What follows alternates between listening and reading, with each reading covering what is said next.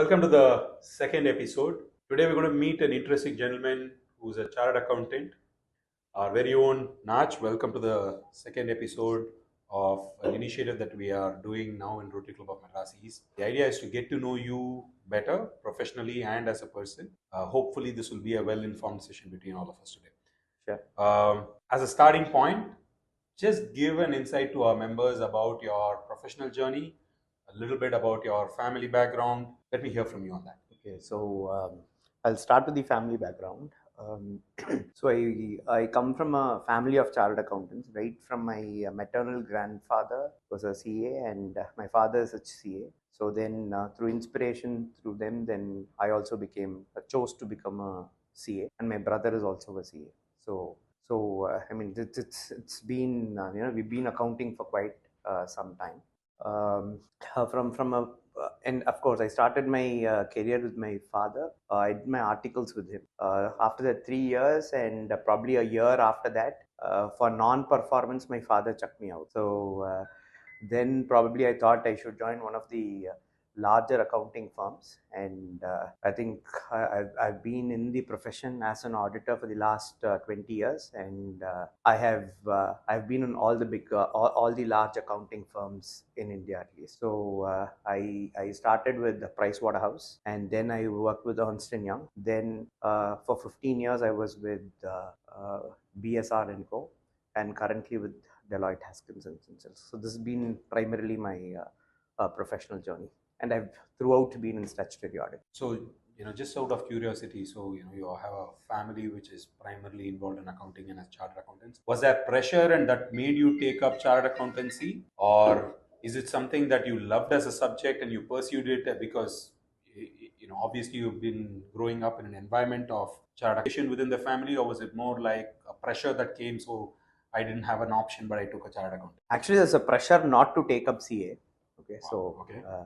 I wasn't the brightest student, and CA was considered as a difficult course as such. So my parents wanted me to do engineering, and especially they wanted me to become an architect and define the landscape of Chennai. It is just that all the three subjects, maths, physics, and chemistry, eluded me. So I thought the only other option was what people in my family had always been doing. So at least my father would give me a job, right? So he was a CA. So that's why I took it was a practical decision rather than a forced one. Which has something in common, dislike to math, physics, and chemistry. It was interesting that you started talking so much about accountancy, your father, brother, all of them into chartered accountant. Give our members any idea of your wife, what does she do, your son. I know you have a son, so what does he do, what does he pursue today? Is he also going to be a chartered accountant? So my wife is a homemaker, but she continued to study post marriage. But after studying again, she decided to be a homemaker. My son is currently in 12th grade, so he is planning to pursue engineering, and that is because I basically discouraged him, telling that there are too many chartered accountants in the family. Let's do something else. Today happens to be a chartered And accountant's day, and I'm hearing someone say, don't, I discouraged my son from becoming a chartered accountant. So is this because you think there's multiple changes which is happening and you don't see a great future, or is it because, hey, I've got too much of chartered accountants already, I want someone else to do something? no, it is just that I believe in diversity. So diversity, not just in number of male and female personnel. It should also be with respect to what you do and the way you do and stuff like that. So it was. So see, I have not pushed him into anything specific. He was confused about it, and he felt that initially probably he should do CA because everybody else is a CA in the family. So I discouraged him from doing that. I told him, look at what you like and do that. So and then he finally chose to do engineering, and of course he's still his ideas are fluid, so we still don't know what he would effectively end up doing. But at least now a decision. Okay, see, the good part about taking science is you can always come back to CA anytime. Right. So it doesn't shut the doors. But I think, I mean, and quite strangely, he seems to be good at math. So so he might as well do other stuff. Okay, so he's not like you. He's not like me. So, you've had a career which you moved around many multinational companies, all the top big 4 or 5 that you mentioned. In your recent past, what was the most rewarding experience? Not necessarily monetarily, in terms of an experience. What do you think made you feel special for choosing a career in accountancy side? Okay, so as I told you earlier, I wasn't the brightest kid in school. Okay, so if I was effectively called up in school for something, then it was probably an announcement by my principal to come and meet her, and not for the right reasons. So that's how school was. But then after working for all these firms, and I think at that point in time I was a director in one of the firms. It was basically BSR. So I got a call from my school effectively asking me to come and attend a function and preside over it. So so my vice principal called me. So I wasn't very sure what it was, and I was not used to telling her a no. And the school time fear still continued. So all I wanted to say was yes and cut the phone, right? So that's all I did. So then when I went to school, I understood that they had called me to effectively felicitate the students in the graduation ceremony. Life has come a full circle Yeah, that way. 10 and 12, 10th standard and 12th standard. And for me, I had never climbed that stage during school times, to receive anything. And from there to effectively giving off those prizes made a huge difference. I think that was a defining moment for me with respect to, having taken up CA and It coming is to actually a roadside. proud moment, right? So you Yeah, go back to absolutely. your school, address fellow students who are inspired, aspiring to become a chartered accountant. One of the things that I've And for the always first time in school, I went on time. first time indeed. Yeah. When you talk about large firms, one of the things there's no conversation which today happens without this word. You're always in the forefront of technology. To any of the firms that you may have worked for, this word called AI, this significant transition which has happened in technology. Specifically, we hear a lot about AI today in the recent past. How has that changed the world of a chartered accountant? We all do, hear many case studies and use cases on using AI. How has that changed the landscape of, say, chartered accountants today? Okay, so when you first we have to understand that while we call somebody a CA or call it a profession, but there are multiple facets to it, right? So there is a tax practice, there is an advisory practice, there is an audit practice. So it depends on which practice you associate yourself with.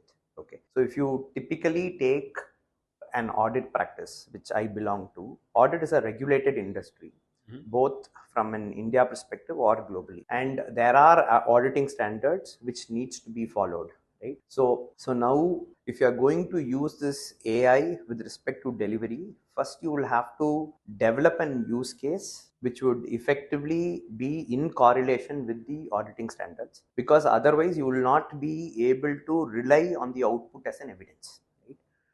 So therefore there is a little bit of a catch there, and probably from a regulatory perspective that needs to be recognized a little bit more to fruitfully deploy it.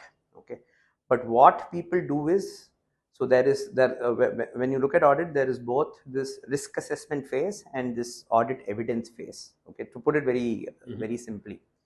So you could still use it in risk assessment because that's only indicative and that is for you to understand. Whereas for an evidence-based, it has to mature a little bit. In some cases, it has matured, in some it has not. So that is the thing. With respect to other areas of the practice, as long as you can define a use case and you can program it, then you can always use AI. So, we'll move to something that, you've got a large level of understanding. Finance, audit firms especially stands for governance, stands for the integrity of whom you work with as clients. You generally work with large firms. But let me flip the coin and ask you this question. If there's one advice, one suggestion, or what do you see as a common mistake done by small and medium enterprises from a financial governance point of view, financial process point of view, and what would be one advice that you would common mistake that you see, that they miss and often make, repent later sometimes, and what would that one advice be from your side? See, sometimes, in the, especially when an organization is scaling up and in the phase of growth, compliance and governance sometimes is kind of discounted in the in pursuit of growth. So but the thing is that will come to bite you back later. So especially with respect to compliance, as you scale up, you should scale up with respect to compliance as well, so that when you reach a particular scale, you are not impacted. So that I feel is the most important. So when you specifically talk about this, one of the things, this compliance is a very, very large word. Today, there are regulatory changes which keep happening. Right? We all try to keep up with it at all points of time. So moving outside the financial world, also today we have multiple challenges which are happening, which are not in our control necessarily. How do you see, whether it's large enterprises, small enterprises, what do they need to do to keep themselves in check and be more relevant, right? So you see wars which are happening, which I don't have a control, oil prices going up, foreign exchange challenges which are coming up. How do large companies handle this? And what do you think smaller companies, which I don't have access to such tools or such advisories coming from necessarily the big firms? So what are the things that I can do as a small enterprise to keep up with this? So so effectively from a it depends on the scale of disruption, right? So let us say if there is a war happening, right? And especially in the current war, one of the most spoken about topic is the rise in fuel prices. Okay. And of course, from an India perspective, the consequent impact on the consequent depreciation in rupees, right? So these are typically the So it larger could even aspects be of the it. tariff which happened right before that, right? So Yeah, these are all things, what I'm trying to say is these these are are all all things completely we did not uncertain have, things. something that we will not be able to influence, Correct. right? Mm. But these are situations we necessarily have to face, and small and medium enterprises necessarily do not have a playbook for it, right? So large enterprises may have playbooks created for handling such situations. Small and medium enterprises end up, facing it when it happens. So if I'm a small or medium enterprise today, and these are the situations that you rightly mentioned, how do I go about creating playbooks, or I don't know how to anticipate it, or what can I be ready for from a financial See, side? that's what, as I told you, a major disruption, whether it is tariff or whatever we otherwise spoke about. Some of these are completely unforeseen, and you can't effectively plan for it. Okay. Now let us say what your business is effectively shrimp, and let's say you are a very large organization as well. Okay, and you have been, and your primary market has been US. That is also because it's a more profitable market to shrimp in. So, and then if this tariff is going to completely impact your business, okay, so it's not going to be commercially viable for you to effectively export shrimp to US. So it's just as an example I'm saying. So it has an overwhelming thing, right? So the only way you will be able to come out of the situation is if you had planned for a diversification earlier. Okay, so there is you can't get into a particular playbook for that unless you have built-in reserves over a period of time to wait out a financial constraint, okay, or a bad year. Okay, and basically the other thing which we have also seen with some of the larger organizations, what they do is let's say in a recession or in such timings, the right from the leadership level to the layman level, people take a salary cut. Okay, so there are problems when these cuts are only at a particular level and it is not uniform across the organization. So as long as you earn the trust of your employees and your customers, and to the extent on the supply chain, I think it can be waded through. But again, there is no particular playbook for it. But if you're a very large organization, then you can plan disaster recovery plans, etc., etc., right? So but it depends on your scale and size, and some of these things you'll have to meet it as it comes. So we're going to ask you a spot and asking this question. If you want to define this person is a great chartered accountant, how would you describe that person? So a few characteristics that you think Intellect and defines a integrity. great chartered. Intellect and integrity. Intellect and integrity. Fabulous. Can you just give me an understanding of what do you mean by that? So intellect is for you to understand a particular situation or a particular problem and come out with efficient as well as deployable solutions. Okay, so that would be to with respect to intellect. Now, if you have to use that intellect, you have to use it in the right manner. Okay, so being a chartered accountant is all about public trust. So now, if you don't have that integrity, then you don't have that public trust, and then your reputation is gone. Then you really cannot do well as a professional. So therefore, both becomes equally important. So I'm going to ask you this or that kind of question. I'm going to ask you to choose one of those to understand who Nach is as a person. Coffee or tea? I would say Strange that I'm asking you with a Diet Coke in hand, but yeah, coffee or tea? I would say coffee, black coffee. So are you a night party animal or are you a early bird? So if it is to work, then it is night. If it is to do things what I like, then it is early in the morning, like sports and stuff like that. So are you a person behind reading books or are you going to watch Netflix series? This is a very difficult question. Up to until I bought a 75-inch screen to my bedroom, I used to be reading books. Now I watch Netflix because I invested in a TV, so I'm using that. So one of the things that we keep hearing today, it's all about money, right? It's driven by money. If you have to give one financial lesson that every youngster should learn, right? What would that be? Then I'm saying young person coming into college, just out of college, less than 25. No, so get your finances ready with respect to your necessity before you splurge it on luxury. So save more, spend less. Do not save more. What Okay. I say is have a targeted saving.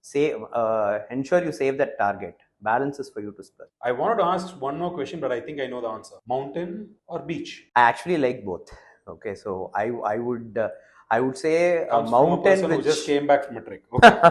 no. So basically, I would like a mountain which ends in a beach. Wow. Okay. Now I have to build a well.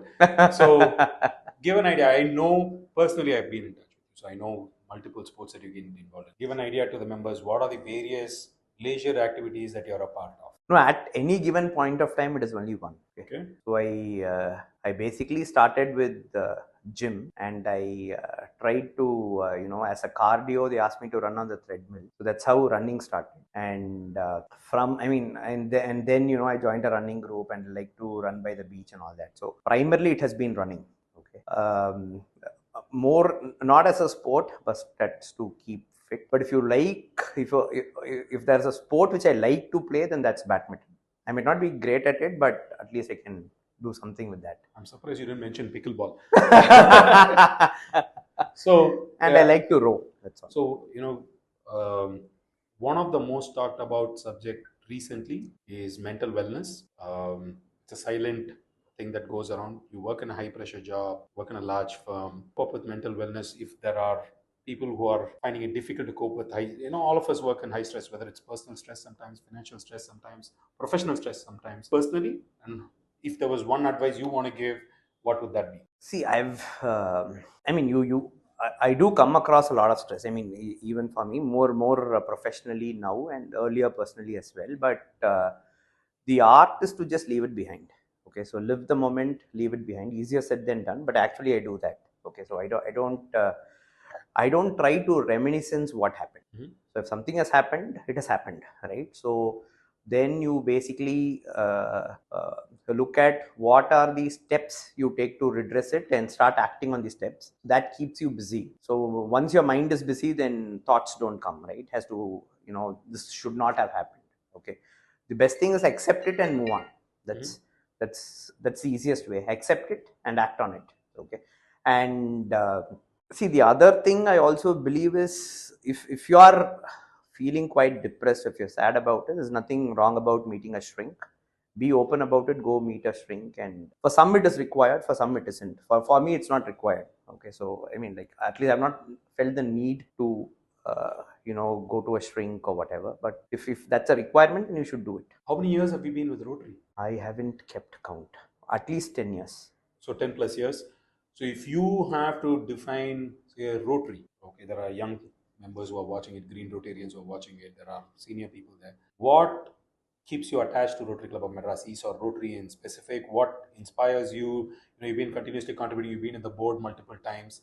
So what is this motivation that wants you to be in part of Rotary, and how do you think it's changed you as an individual? See, from my perspective,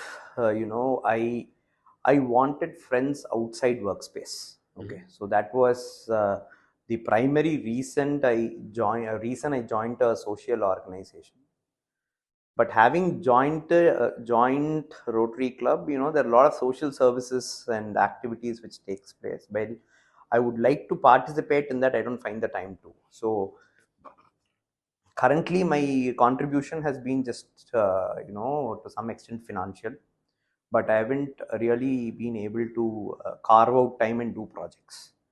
Uh, Probably I might at some point in time, but right now it's where it is. But the reason I joined originally, I mean, like I could take a high pedestal and say like, I wanted to contribute to the society, etc., etc. No, for me it was just contribution to self. I needed a large circle of friends outside work, and that's why I'm there. That's perfect, right? So each one comes to Rotary in search of something.